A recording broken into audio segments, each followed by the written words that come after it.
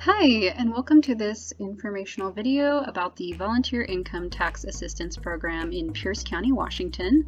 My name is Mary Herman. I'm the volunteer manager at a nonprofit in Tacoma, Washington called Associated Ministries, and our organization runs the VITA program here in Pierce County in partnership with Goodwill.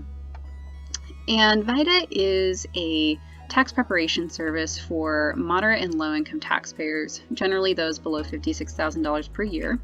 We are an IRS-funded program, and there are VITA programs all over the United States. If you're tuning in from another county or state, you can probably find a local VITA program near you at that link below if you're interested in helping out your local community.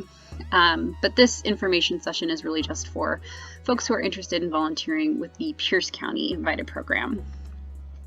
So when I first started getting involved with VITA, I didn't fully understand the benefits of the program. I had been doing my own taxes for years. Granted, my taxes have never been that complicated.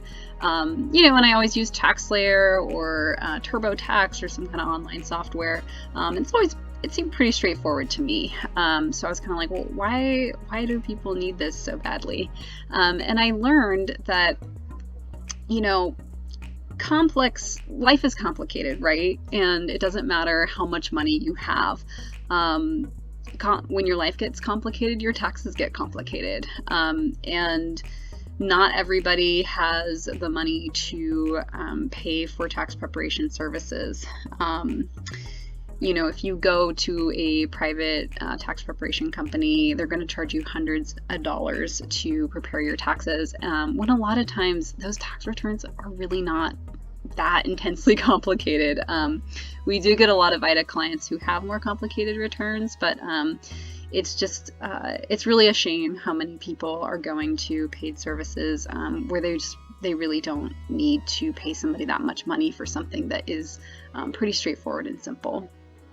And taxes intimidate people. It's not a life skill that everybody has learned, and as I've said, it's challenging if you don't quite know what you're doing to be confident that you're really maximizing your credits and refunds. And especially for people who are lower income, a tax return is a huge asset. It's the difference between being able to resupply diapers and groceries and not being able to do that.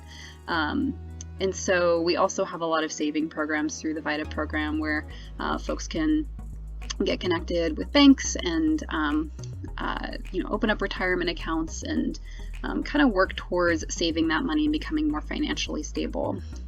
We also work with a lot of taxpayers who have limited access to internet and technology. There's a surprising amount of people who are experiencing homelessness who don't have a secure place to file their taxes online because they don't have a desktop computer at home. We also work with a lot of folks who are older, although often we refer them to the TCE program, which is actually very similar to VITA, but for senior citizens. And then VITA also connects taxpayers to other services. So we're asking these folks a lot of questions and learning a lot about them. And we try to identify gaps where they could be accessing services and they're not currently. And so it's also a nice bridge program to other resources. So some of the various volunteer roles that volunteers can get involved with. We've got our interpreter role, our greeter role, we've got a need for tax preparers, and then site coordinators. So interpreters and greeters are pretty similar roles. Obviously interpreters are going to be focused more on interpreting. Greeters are more focused on welcoming taxpayers, checking them in for appointments, kind of managing crowds around VITA sites. And both of those roles do not require very much training. So something to be aware of is that because we're an IRS program, all of our volunteer roles require certification from the IRS. And so all of our volunteers take certification exams online through the IRS to be able to begin volunteering.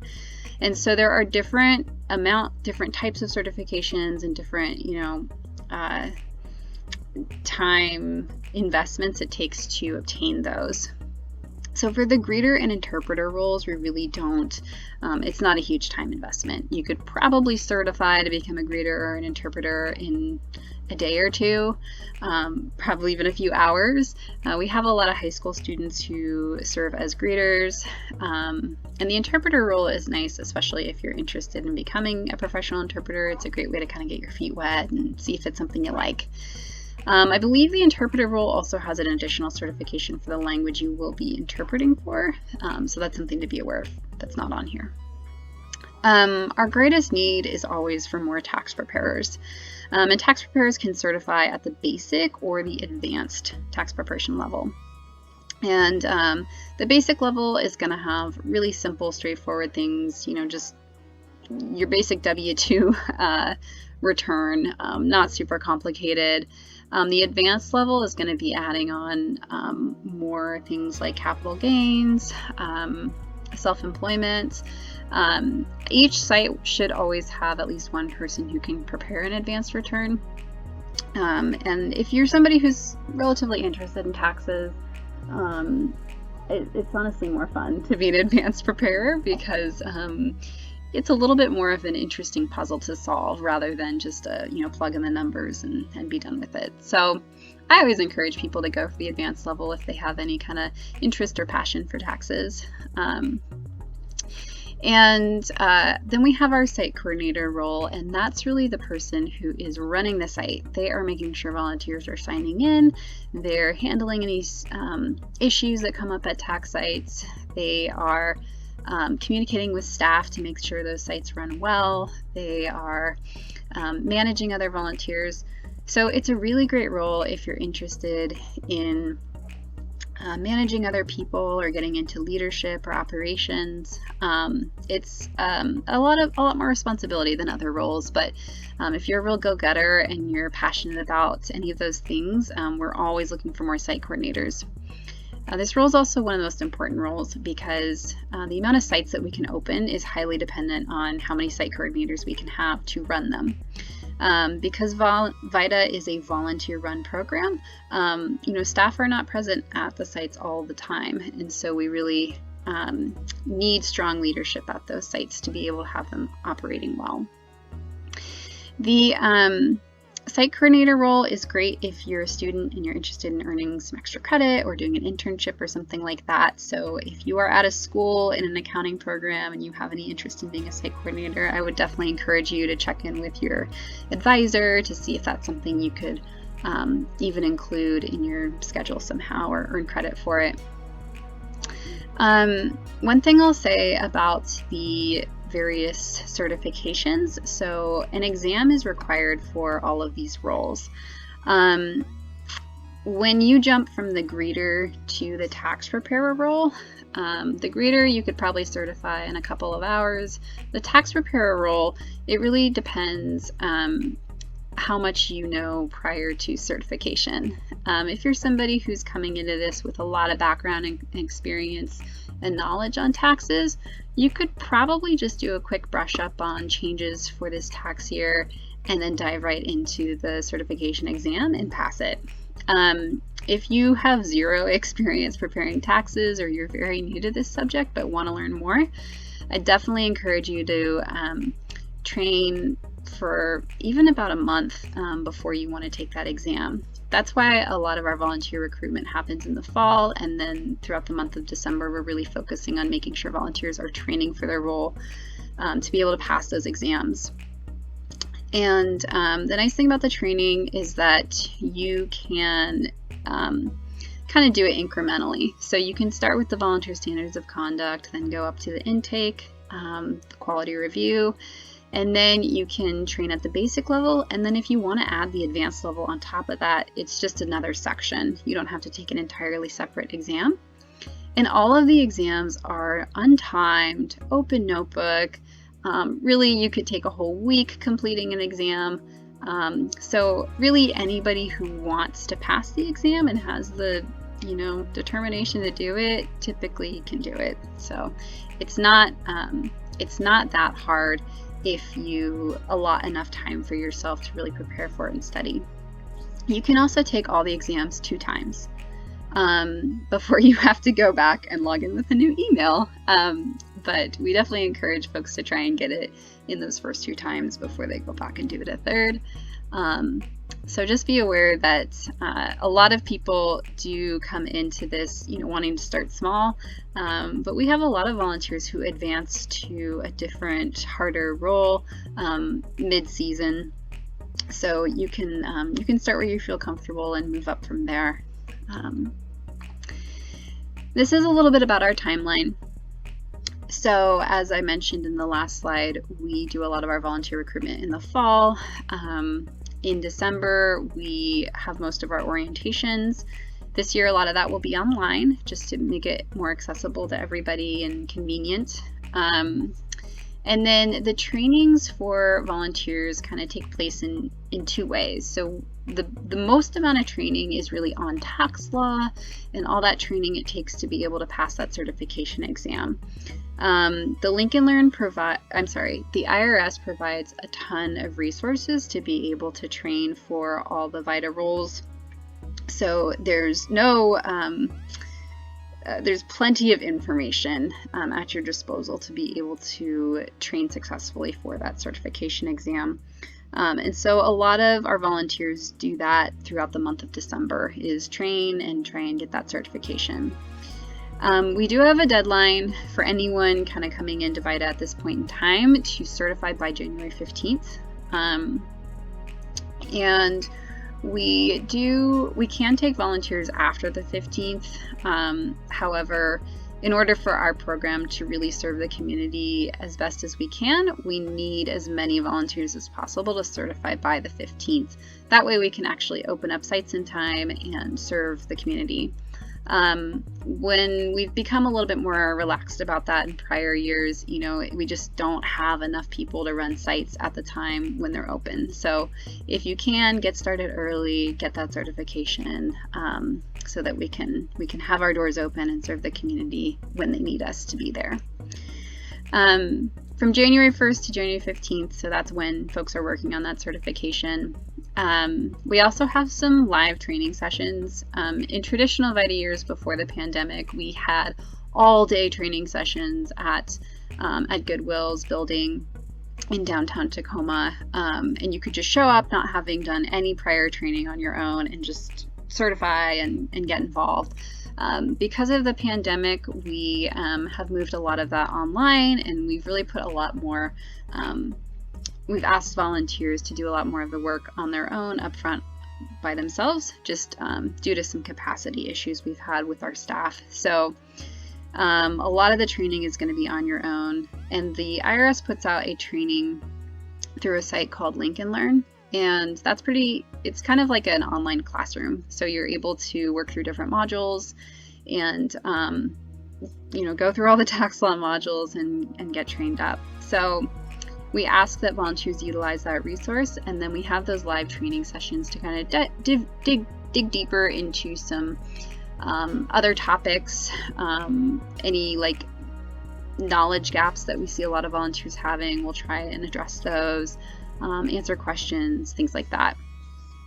So then everyone takes the certification exam by January 15th, and then from January 15th to January 31st is when the second part of the training comes in. And that's where a lot of our site coordinators are getting their teams together and they're training for their specific site. So different sites operate a little bit differently from each other based on the site coordinator that's running them, the needs of the site itself. A lot of these sites are just partnerships we have with people in the community, and different organizations have different requirements or different needs, so each site is going to look a little bit different. And so then from February 1st to April 15th is when the actual volunteering begins. And we do ask that volunteers serve a minimum of 4 hours per week. We have one virtual site, so we'll have plenty of opportunities for folks to serve virtually. If volunteers are more interested in volunteering in person, we would put them at a site. For virtual volunteers, you're really going to be volunteering 4 hours a week, but those 4 hours can be anytime, anywhere, as long as you're filling that and getting your returns done within the time frame that is needed. And so how that works is you'll be assigned a return and you can just kind of work on it, and when you're finished you get assigned another return or a couple of returns, and the turnaround time is 3 days for those returns. At in-person sites, the time that you volunteer is typically the time that the site is open. So if the site's open every Saturday from 1 to 5, that's the time that you're volunteering. Volunteers can volunteer at multiple sites. So if you want to volunteer 2 days a week, you can volunteer at 2 different sites. We welcome that. So that's just a little bit about the timeline and what we expect of volunteers. So if you want to get involved, you should. As I said, we've got opportunities to serve in person and virtually. In-person sites, obviously we're going to be following CDC safety guidelines, so wearing masks, sanitizing hands and surfaces, limiting, making sure people are social distancing, limiting interaction. Some sites are drop-off sites, so taxpayers just take their documents there, we scan them into our system, and we complete the tax return, within a week or so, and then they come back to pick it up. But some sites might be traditional, where the taxpayer is actually sitting there with that person. So if you have any, discomfort around volunteering in person, you can always just do it virtually, or find a site that's gonna have a little bit less person-to-person contact. Some of the great benefits about volunteering with VITA is just the amount of experience you gain. Especially if you're a student right now interested in getting into the accounting field. You can learn so much from VITA in terms of accounting, finance, leadership. It's a really excellent resume builder.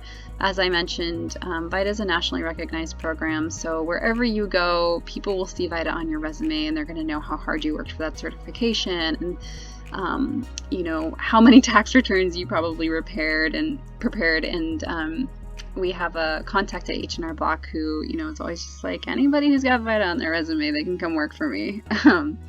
It's not the easiest volunteer role to prepare for, but it really does show on your resume when you've got that experience. And most of our volunteers come from colleges, people, students interested in getting into the accounting field. And a lot of our other volunteers too are professionals in the field or retired professionals. So there's a lot of opportunities for networking and mentorship, whichever end of that spectrum you're on.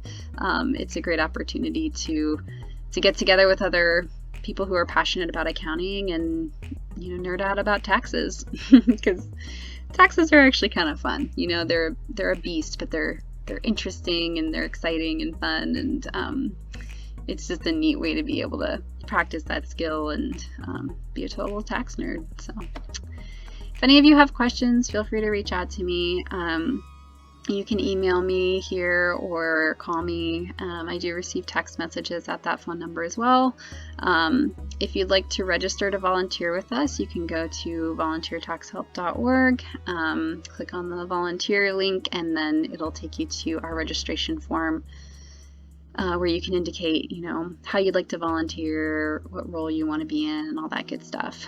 So yeah, I really hope you volunteer with us, and thanks for stopping by.